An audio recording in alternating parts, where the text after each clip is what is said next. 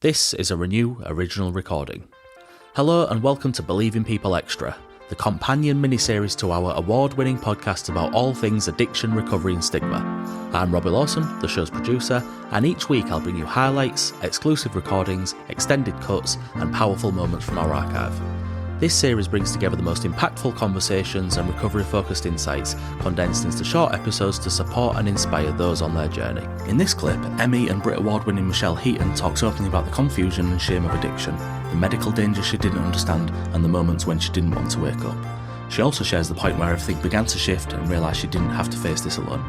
Michelle talks about the 12-step programme, her time in rehab, and the free Alcohol and Cocaine Anonymous groups that now support her recovery. If this is the first time you're thinking about recovery or you're looking for something that might help, this short clip may give you a place to start. The one thing I suppose I'm interested to hear, what was your rock bottom moment where you thought, right, I need help? When did you recognise it? When was the moment where... Well, the moment I recognised that I wanted help was not my rock bottom. I'd say I had worse, but that moment in time, I had a lot of rock bottoms. I was in and out of hospital. I got sacked from Panto because I was found on the floor of my dressing room, and they found substance and alcohol in my room, and that should have been enough to wake me up to stop. But after a 24-hour stint in the hospital and getting fluids, inside of me, I then went straight and bought more vodka. And I couldn't recognise that was wrong. It was like I just had to drink. I just had to have the alcohol. There was no reason behind it. It's absolute insanity. This is a mental illness. It's a disease of the mind and body. Once I take the first drink, I get addicted and I need more. That should have been my rock bottom, but it wasn't. I'd say there was another 5 months after that, 4 or 5 months after that, before I asked for help. I was able to go into rehab. So it was just that one moment where I saw somebody else had what I want. That was the key. The key was seeing somebody else clean and sober who I knew had struggles. That's what I wanted.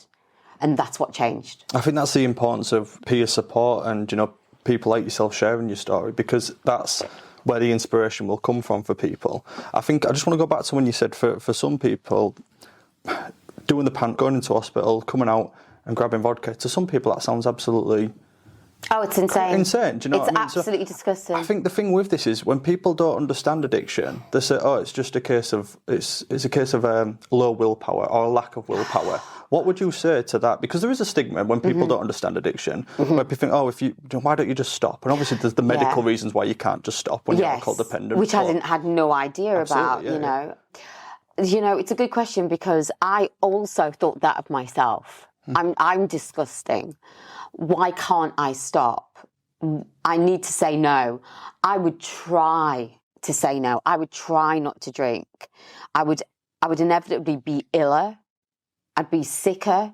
I'd feel more rough when I wasn't drinking than when I was, because that's how I self-medicated my body with alcohol. The only time I felt reasonably okay was when I was drinking. And you just mentioned, because you can't, the amount of drink I was taking in, if I stopped straight away, that could lead to my life being taken away as well. But I didn't know that at the time. So for me, whenever I felt rough, because I was trying to stop, I had to drink to keep myself going, and I didn't know what was going on. And it is insane. And when you want to stop and you can't, you get scared. And I didn't know what I suffered from still. I just know I knew nothing else other than to just keep doing what I was doing. And there was a good few times where I was so upset that I was drinking and using, while I'm drinking and using, that I was disgusted with myself. And I would pray to God, to help me either die or stop. I just didn't want to, I didn't want to wake up sometimes, because the pain of waking up and repeating it all over again, I didn't want to. I was using against my will, but that's where it took me.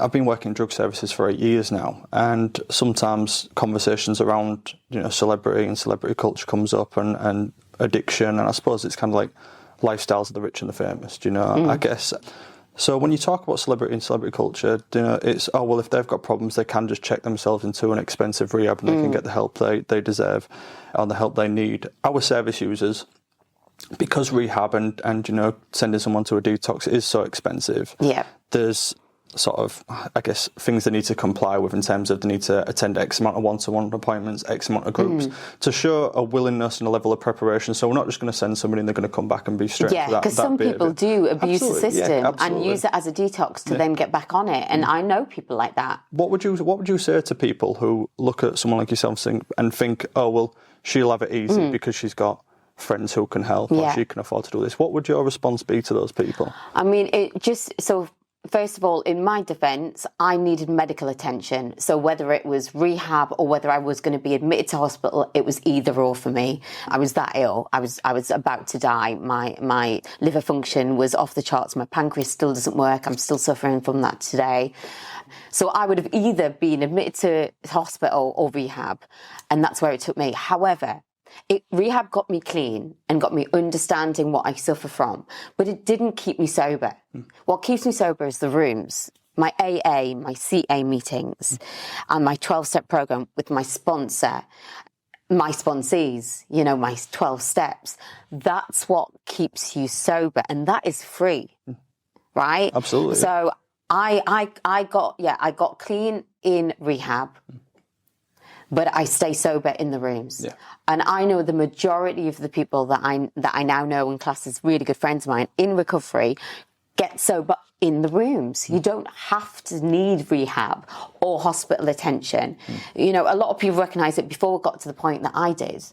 How have you found the 12-step program? I found in terms of working in services, there's a lot of ambivalence. And you said yourself, at one point you was praying to a God. That can often put people off, that sort of handing yourself over to a higher power, admitting you're powerless. How was that transition for you into a 12-step program? Did you have? Do you have any religious beliefs? Is that part of it? No, not particularly. I don't. Was that a barrier for you at all? It was a bit of a.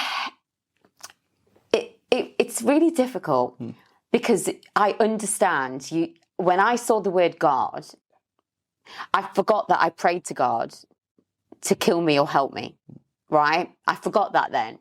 So I was praying before I knew what I was going to pray to. Does that make sense? Yeah. But as soon as I saw the word God, I did switch off. I'm not going to lie. But what I found was that when I stopped questioning what God is, then I found my higher power. What that is, I have no idea.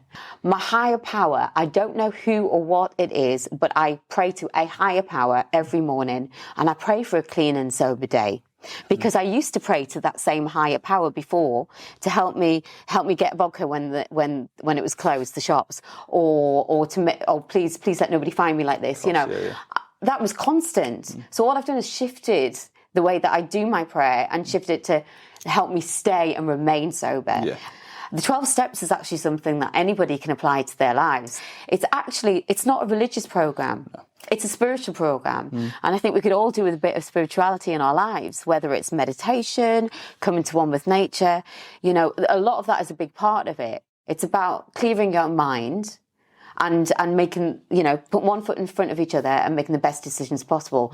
I wasn't able to make my own decisions in addiction. And if you've enjoyed this episode of Believing People Extra, we'd love for you to share with others who might find it meaningful. Don't forget to hit that subscribe button so you never miss an episode, and leaving a review will help us reach more people and continue challenging stigma around addiction and recovery. For additional resources and to listen to this episode in full, explore the links in this episode description. And to learn more about our mission and hear more incredible stories, you can visit us directly at believingpeoplepodcast.com.